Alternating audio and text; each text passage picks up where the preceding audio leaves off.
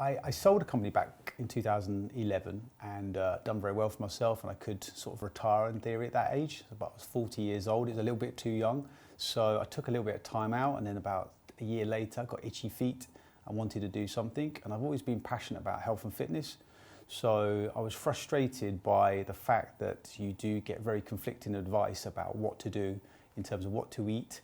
You know, one week somebody will be saying you should be eating this type of food, next week is the wrong thing to eat. Same with exercise, you hear all these different exercise programs you should be using, and it was very difficult to know which ones worked and which ones didn't. So I thought what I would do is I would produce evidence which ones would work. So we would put people through different fitness programs and different meal plans, and then you would record all the results, and then you would know which ones worked and which didn't. There'd be evidence. So I was the guinea pig for one of those. 3 months later, I'd been put through a meal plan, which I ended up eating the same food every day because it was easier for me to do and keep consistent results. So I was eating exactly the same food every day for 3 months, and I did 3 hours of exercise a week, so no more exercise than normal. But I went down from 21% body fat down to 11% body fat, and that was at the age of 40. So that was the leanest I'd ever been. So it was crystal clear that what you ate was really key. I was weighing every single ingredient I was using, so I was very accurate at what I was doing.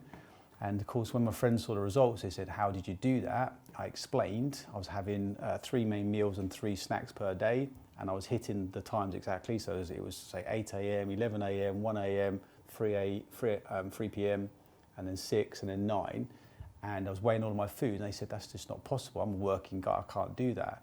So clearly there was some traction from that company, but the problem was that a normal working person couldn't replicate the results.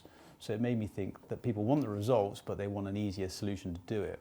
My afternoon snack was actually a protein shake, and it was very easy it was the easiest meal to create. All you got to do is just put water in a shaker, add some protein, and off you go. So it made me think, why is it just protein? You can't live off protein alone, so why don't people put the other essential ingredients in there? Why does it not contain the essential fats, this essential fiber, the vitamins and minerals?